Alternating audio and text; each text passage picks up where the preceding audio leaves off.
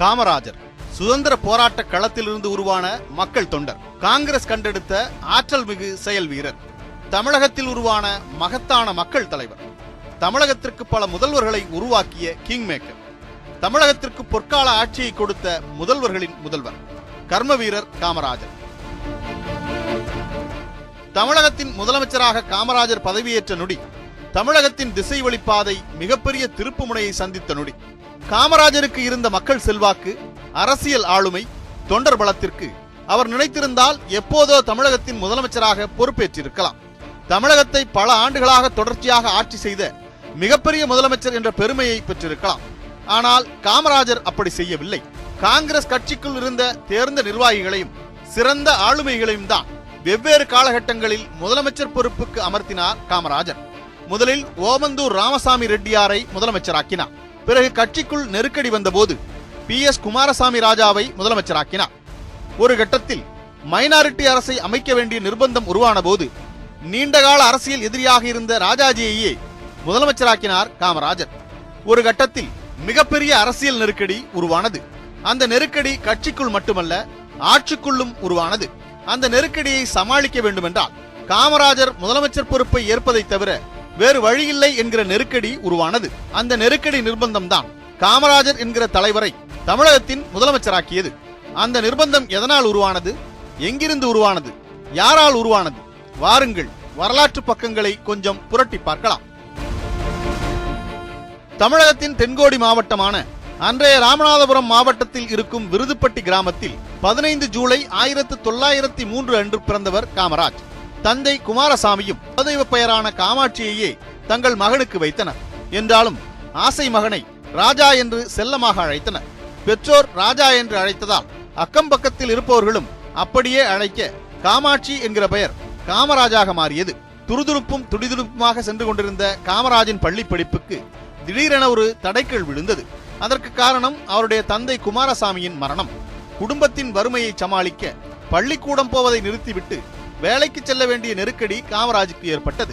அப்போது காமராஜுக்கும் அவருடைய குடும்பத்திற்கும் ஆதரவு கரம் நீட்டியவர் காமராஜின் தாய்மாமன் கருப்பையா. அவர் நடத்தி வந்த துணிக்கடையில் காமராஜுக்கு வேலை போட்டு கொடுத்தார். அந்த துணிக்கடைதான் காமராஜுக்கு அரசியல் அரிச்சுவடியை கற்றுக் கொடுத்தது. சுதந்திர போராட்டம் உணர்ச்சி கொந்தளிப்புடன் நடந்து கொண்டிருந்த காலகட்டம் அது. காங்கிரஸ் தலைவர்கள் பலரும் பொதுக்கூட்டங்கள் வாயிலாக சுதந்திர நெருப்பை இளைஞர்களுக்குள் ஊட்டிக் கொண்டிருந்தனர். அந்த நெருப்பை காமராஜும் உள்வாங்கத் தொடங்கினார்.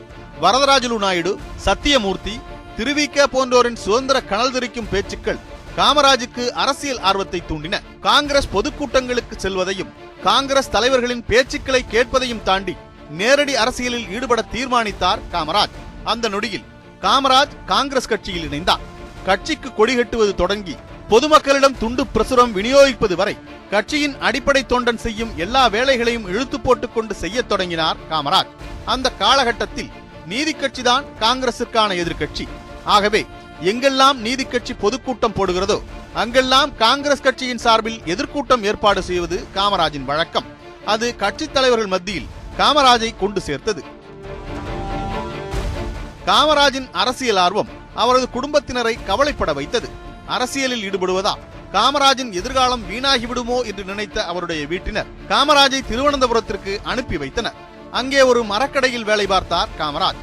அங்கும் காமராஜ் கட்சி வேலை பார்ப்பதாக வீட்டுக்கு செய்தி வரவே திருவனந்தபுரத்திலிருந்து திரும்ப அழைக்கப்பட்டார். இனி கடைகளில் வேலை பார்க்க வேண்டாம் என்று சொல்லி இன்சூரன்ஸ் ஏஜென்ட் வேலை வாங்கி கொடுத்தார்கள் உறவினர்கள். ஆனாலும் காமராஜின் கவனம் முழுக்க அரசியலின் மீதே குவிந்து கிடந்தது. ஒருவேளை காமராஜுக்கு திருமணம் செய்து வைத்து விட்டால் அரசியல் பாதையில் இருந்து மாறி குடும்பம், வேலை, வருமானம் என்று இயங்குவாரா என்று யோசித்தார்கள் காமராஜின் உறவினர்கள்.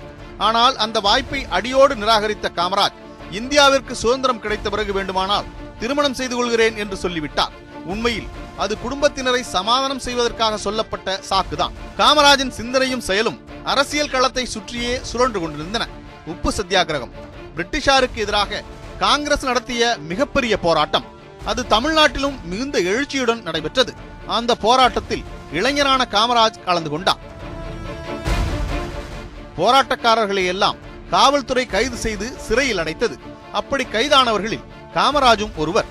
அவருக்கு 2 ஆண்டு சிறை தண்டனை விதிக்கப்பட்டு அலிப்பூர் சிறையில் அடைக்கப்பட்டார். அதுதான் காமராஜின் வாழ்க்கையில் நிகழ்ந்த முதல் சிறைவாசம். சிறைவாசம் முடிந்து வெளியே வந்த பிறகு காந்தியும் காங்கிரசும் அறிவிக்கும் அனைத்து போராட்டங்களிலும் காமராஜ் பங்கேற்றார். முன்பை காட்டிலும் தீவிரமாகவும் வீரியமாகவும் அரசியல் பொதுக்கூட்டங்களை நடத்தினார் காமராஜ். அதன் காரணமாக காங்கிரஸ் கட்சியின் மாவட்ட பொறுப்பிலிருந்து மாநில பொறுப்புக்கு உயர்ந்தார். சென்னை மாகாண காங்கிரஸ் செயற்குழு உறுப்பினர் என்கிற அந்தஸ்து காமராஜுக்கு கிடைத்தது. காமராஜின் வளர்ச்சி பிரிட்டிஷ் ஆட்சியாளர்களின் பார்வையில் பட்டது. அடுத்த நொடி அவர் மீது வெடிகுண்டு வழக்கு பதிவு செய்யப்பட்டது. வளரும் காங்கிரஸ் தலைவர்கள் மீதும் துடிப்புமிக்க செயல் வீரர்கள் மீதும் வீசப்படும் ஆயுதம் அது. காமராஜ் மீதும் அதே ஆயுதத்தை வீசினர் ஆட்சியாளர்கள். விருதுநகர் காவல் நிலையத்திற்கு வெடிகுண்டு வைத்தார் காமராஜ் என்பதுதான் அந்த குற்றச்சாட்டு. காங்கிரஸ் மூத்த தலைவர்களின் சட்ட ரீதியான தலையீட்டுக்கு பிறகு அந்த வழக்கிலிருந்து விடுவிக்கப்பட்டார் காமராஜ். அதன் பிறகு காமராஜின் அரசியல் பாதையில் தொடர்ந்து ஏறுமுகம்தான். ஆம், 1936ஆம் ஆண்டு நடந்த தமிழ்நாடு காங்கிரஸ் கமிட்டி தேர்தலில் சத்தியமூர்த்தி தலைவராகவும் காமராஜ் செயலாளராகவும் தேர்ந்தெடுக்கப்பட்டனர். 1937 காமராஜின் தேர்தல் அரசியல் தொடங்கிய ஆண்டு.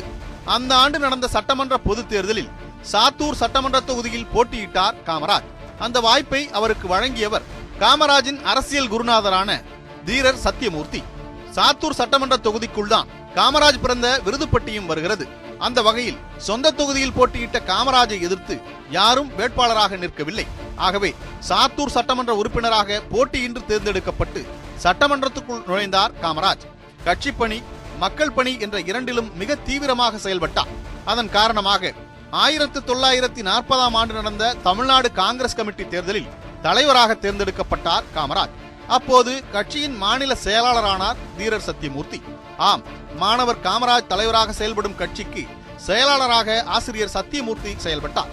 அந்த சமயத்தில் நடந்த போராட்டம் ஒன்றிற்காக கைது செய்யப்பட்டிருந்த காமராஜ் சிறையில் இருந்தபடியே நகரசபை தேர்தலில் போட்டியிட்டு வெற்றி பெற்றார். ஆகஸ்ட் புரட்சி. பிரிட்டிஷ் ஆட்சிக்கு எதிராக 1942ஆம் ஆண்டு காந்தி அறிவித்த அதிமுக்கியமான போராட்டம். அந்த போராட்டத்தை நடத்துவது குறித்த ஆலோசனை கூட்டத்தில் பங்கேற்க பம்பாய் சென்ற காமராஜ் அங்கே நிறைவேற்றப்பட்ட தீர்மான நகல்களை காவல்துறையின் கண்ணில் படாமல் ரயில் மார்க்கமாக தமிழகம் கொண்டு வந்து காங்கிரஸ் தொண்டர்களிடையே கொண்டு சென்றார். கட்சியின் கொள்கைக்காக காமராஜ் செய்த மிகப்பெரிய சாகச முயற்சி இது என்று காமராஜை சிலாகித்தனர் மூத்த தலைவர்கள். கண்ணியமான தொண்டர், கடுமையான உழைப்பாளி, ஆனால் இல்லாத ஒன்றை தவறாக கூறினால் அது காந்தியாக இருந்தாலும் எதிர்க்கக்கூடியவர் காமராஜ்.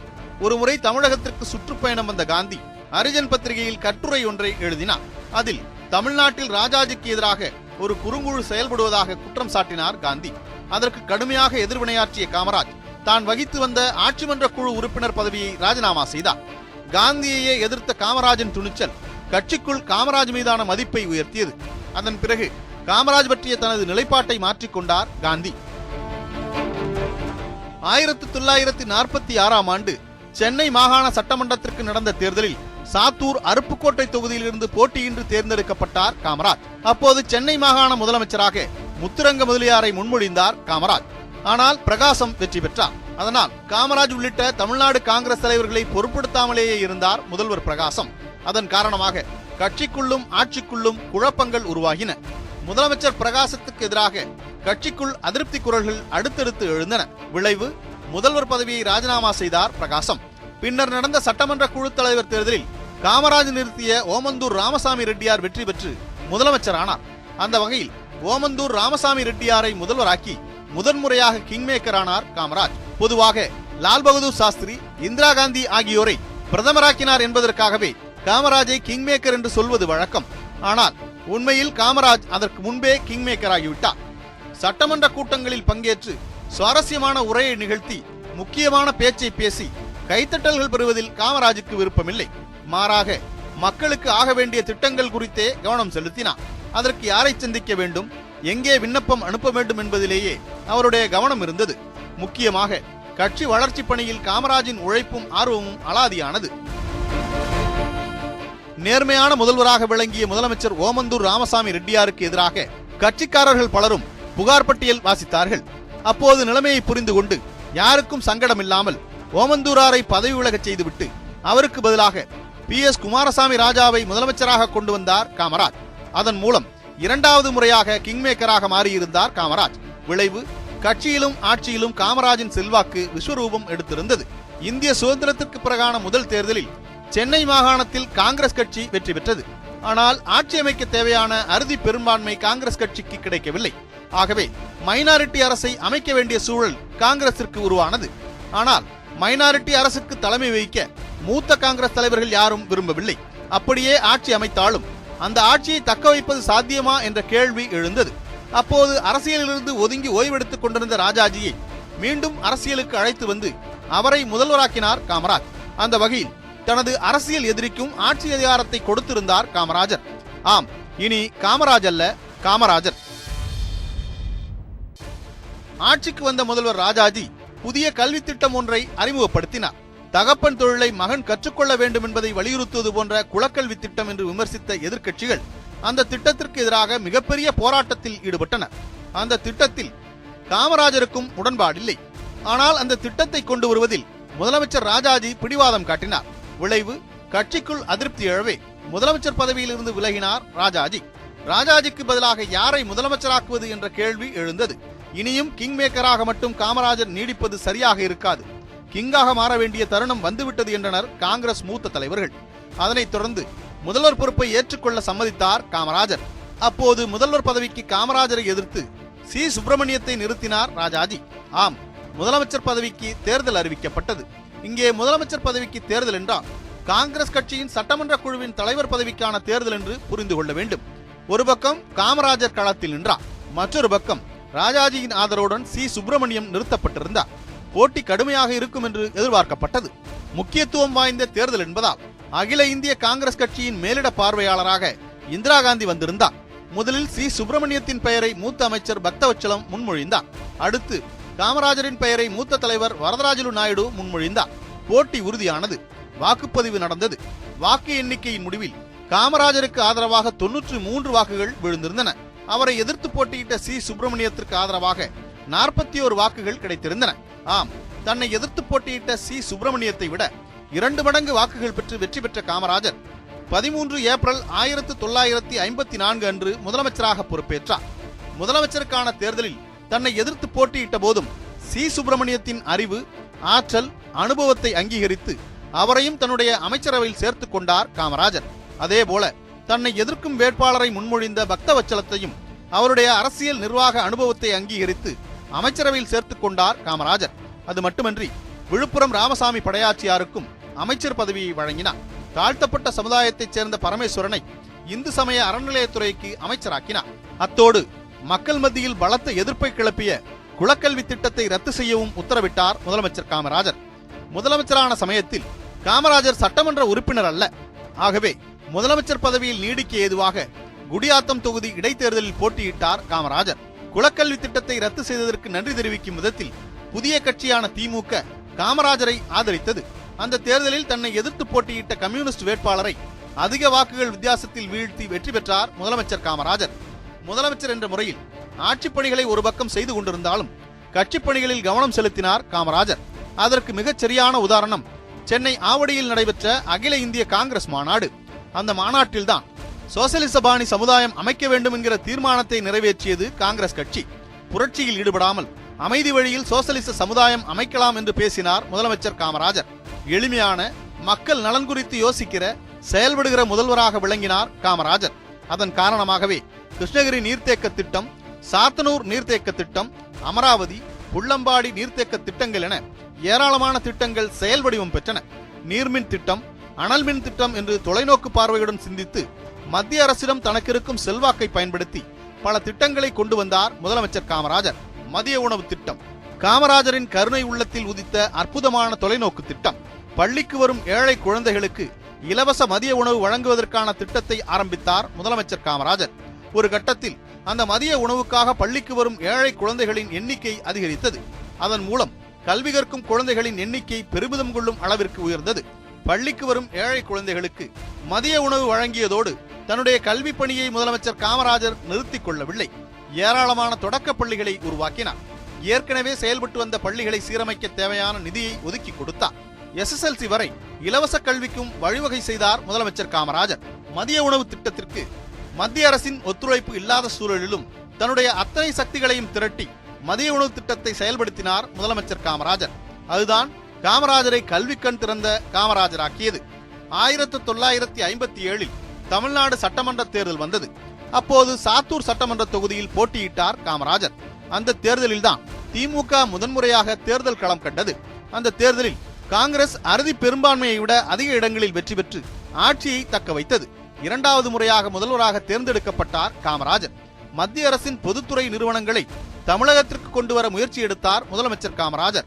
அப்படித்தான் சென்னை கிண்டி அறுவை சிகிச்சை கருவிகள் தொழிற்சாலை, நீலகிரி கச்சா பிலிம் தொழிற்சாலை, கிண்டி டெலிபிரிண்டர் தொழிற்சாலை, துப்பாக்கி தொழிற்சாலை, நெய்வேலி நிலக்கரி சுரங்கங்கள், சேலம் உருக்காலை, சென்னை ஆவடி ராணுவ தளவாட தொழிற்சாலை, பெரம்பூர் ரயில் பெட்டி தொழிற்சாலை, அரக்கோணம் இலகுரக எஃகு தொழிற்சாலை உள்ளிட்டவை உருவாக்கப்பட்டன. மாநிலத்தின் தொழில் வளர்ச்சியில் முதலமைச்சர் காமராஜர் முனைப்புடன் செயல்பட்டார். அதன் பலனாகவே தமிழகம் முழுக்க ஏராளமான தொழிற்பேட்டைகள் நிர்மாணிக்கப்பட்டன. உதாரணமாக கிண்டி, மதுரை, விருதுநகர், மார்த்தாண்டம், ஈரோடு, காட்பாடி, தஞ்சாவூர், திருச்சி உள்ளிட்ட பகுதிகளில் சுமார் 20 தொழிற்பேட்டைகள் உருவாக்கப்பட்டன. அது மட்டுமன்றி அம்பத்தூர், திண்டுக்கல், புதுக்கோட்டை, காரைக்குடி, கோவில்பட்டி, கிருஷ்ணகிரி, அரக்கோணம், தேனி, நாகர்கோயில், கும்பகோணம், சிவகங்கை உள்ளிட்ட இடங்களில் புதிய தொழிற்பேட்டைகளை உருவாக்க உத்தரவிட்டார் முதலமைச்சர் காமராஜர். காமராஜர் ஆட்சியில் மட்டும் தமிழ்நாட்டில் 159 நூற்பாலைகள், 30 லட்சம் நூற்பு கதிர்கள், 8000 துணிநூற்பு பாவுகள், 4 இரும்பு தொழிற்சாலைகள், 4 மிதிவண்டி தொழிற்சாலைகள், 6 உரத் தொழிற்சாலைகள், 2 சோடா உப்பு தொழிற்சாலைகள், 21 தோல் பதனிடும் தொழிற்சாலைகள் உருவாக்கப்பட்டன. அதிக எண்ணிக்கையில் தீப்பெட்டி தொழிற்சாலைகள் உருவாக்கப்பட்டதும் காமராஜர் ஆட்சி காலத்தில்தான். சென்னை வண்டலூரில் ஸ்டாண்டர்ட் மோட்டார்ஸ் நிறுவனம் சார்பாக ஆண்டுக்கு 3000 கார்கள், 1500 ட்ரக்குகள், என்ஜின்கள், வாகன உதிரி பாகங்கள் தயாரிப்பதற்காக சிம்சன், இந்தியா பிஸ்டன்ஸ், டிவிஎஸ் நிறுவனங்கள் உருவாக்கப்பட்டது காமராஜர் ஆட்சி காலத்தில்தான். முக்கியமாக பனியன் கம்பெனிகள் தொழில் வளர்ச்சியில் கணிசமான பங்களிப்பை செய்திருந்தது. மண்ணின் மைந்தரான காமராஜருக்கு விவசாயிகள் நிலை பற்றி நன்கு தெரியும் என்பதால் அவர்களுக்காகவே சிந்தித்து திட்டங்களை அமல்படுத்தினார். கிராமப்புறங்களில் நுகரப்பட்ட மின்சாரத்தில் 70 விழுக்காடு மின்சாரம் விவசாய மோட்டார் பம்ப் செட்டுகளை இயக்குவதற்காக பயன்படுத்தப்பட்டது. 1963ஆம் ஆண்டில் மொத்தமாக 10,000 விவசாய பம்ப் செட்டுகள் தமிழ்நாட்டில் மின்சாரத்தை கொண்டு இயக்கப்பட்டு விவசாயத்திற்காக பயன்படுத்தப்பட்டது. விவசாய பம்ப் செட்டுகளின் பயன்பாட்டை அதிகரிப்பதற்கு ஏதுவாக விவசாயத்திற்கான மின்சாரம் சலுகை கட்டணத்தில் அளிக்கப்பட்டது. காமராஜர் ஆட்சி காலத்தில் மக்கள் நலத்திட்டங்கள் ஒரு பக்கம் தூய்மையாகவும் துரிதமாகவும் ஒரு பக்கம் நடந்து கொண்டிருந்தாலும் சட்டம் ஒழுங்கு சார்ந்து சில பிரச்சனைகள் இருக்கவே செய்தன. அவற்றில் முக்கியமானது முதுகுளத்தூர் கலவரம். தேர்தல் பிரச்சனை தொடர்பாக இரு கட்சிகளுக்கும் இடையிலான மோதல் இரு சமுதாயத்தினருக்கு இடையிலான மோதலாக உருமாறியது. அப்போது காவல்துறை நடத்திய துப்பாக்கிச் சூடு சர்ச்சைக்குள்ளானது. அரசியல் சர்ச்சைகள் 1000 இருந்தாலும் ஆக வேண்டிய காரியங்களில் கண்ணும் கருத்துமாக இருப்பவர் முதலமைச்சர் காமராஜர். அந்த வகையில் நெய்வேலி பழுப்பு நிலக்கரி கார்ப்பரேஷன், திருச்சி பாய்லர் தொழிற்சாலை, திருச்சி துப்பாக்கி தொழிற்சாலை ஆகியவற்றை தமிழ்நாட்டுக்கு கொண்டு வருவதில் அதிகபட்ச அக்கறையும் ஆர்வத்தையும் காட்டினார் முதலமைச்சர் காமராஜர். அப்படி கொண்டு வரப்பட்ட தொழிற்சாலைகளும் திட்டங்களும் தான் தமிழகத்தின் எதிர்காலத்தை தீர்மானிக்கும் சக்திகளாக மாறின. காமராஜரை அவருக்கு சொந்தமான காங்கிரஸ் கட்சியின் தலைவர்கள் கொண்டாடுவது ஒரு பக்கம் இருக்கட்டும், ஆனால் அவரை அரசியல் களத்தில் ஆவேசமாக எதிர்த்து குரல் கொடுத்தவர்களும் களமாடியவர்களும் பாராட்டுவதும் போற்றுவதும் என்கிற அதிசயம் தமிழ்நாட்டில் அரங்கேறியது. ஆம், சென்னை மாநகராட்சியை கைப்பற்றியிருந்த திமுக காமராஜருக்கு சிலை அமைக்க வேண்டும் என்றும் அந்த சிலையை பிரதமர் நேரு திறந்து வைக்க வேண்டும் என்று தீர்மானம் நிறைவேற்றியது. அதன்படி காமராஜர் சிலையை திறந்து வைத்தார் நேரு. எதிர்க்கட்சிகளும் பாராட்டும் வகையில் ஆட்சி நடத்திய காமராஜருக்கு 1962 தேர்தல் களமும் வெற்றியையே கொடுத்தது. 3வது முறையாக காமராஜரே முதலமைச்சராக தேர்ந்தெடுக்கப்பட்டார். அதே சமயம் அரசியல் ரீதியாக அவரை கவலையில் ஆழ்த்தியது தேர்தல் முடிவு. ஆம், அந்த தேர்தலில் 50 இடங்களை கைப்பற்றி தமிழ்நாடு சட்டமன்றத்தின் பிரதான எதிர்க்கட்சியாக திமுக உருவெடுத்தது. அந்த வெற்றியை மற்ற தலைவர்கள் எல்லாம் வெறும் வீக்கம் என்று சொன்ன போது காமராஜர் மட்டுமே திமுக வளர்கிறது என்று துல்லியமாக கணித்தார். தமிழ்நாட்டில் மட்டுமல்ல, இந்திய அளவிலும் காங்கிரஸ் கட்சிக்கு ஒருவித சரிவு ஏற்பட்டிருந்தது. அந்த சரிவிலிருந்து காங்கிரஸ் கட்சியை மீட்டெடுக்க வேண்டும் என்றால் கட்சியை பலப்படுத்த வேண்டும். அதற்கு பதவியில் இருக்கும் முக்கிய தலைவர்கள் அதிலிருந்து விலகி கட்சி பணியில் ஈடுபட வேண்டும் என்றார் காமராஜர். அந்த திட்டத்தை நேருவிடம் சொன்னபோது அதை ஏற்றுக்கொண்ட நேரு அதற்கு காமராஜர் திட்டம் எனும் கே பிளான் என்று பெயர் வைத்தார். அதன்படி தமிழ்நாடு முதலமைச்சர் பதவியிலிருந்து விலக தயாரானார் காமராஜர்.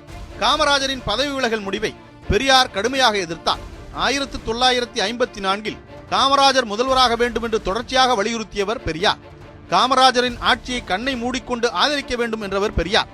தேர்தல் சமயங்களில் காமராஜரின் பிரச்சார பீரங்கியாக விடுதலை ஏடு செயல்பட்டது. ஒருவேளை காமராஜர் பதவி விலகினால் அது காங்கிரஸ் தற்கொலை செய்து கொண்டதற்கு ஒப்பானது என்றார் பெரியார். ஆனாலும் பெரியார் கொடுத்த எச்சரிக்கைகளை எல்லாம் மீறி முதலமைச்சர் பதவியிலிருந்து விலகினார் காமராஜர். கிடைத்த பதவியை விட்டு ஒரு நொடியும் விலகிவிடக் கூடாது என்று நினைத்துக் கொண்டிருப்போர் மத்தியில் கட்சி நலன் கருதி தன்னுடைய முதல்வர் பதவியையே ராஜினாமா செய்திருந்தார் பொற்கால ஆட்சியின் பிதாமகன் பெருந்தலைவர் காமராஜர்.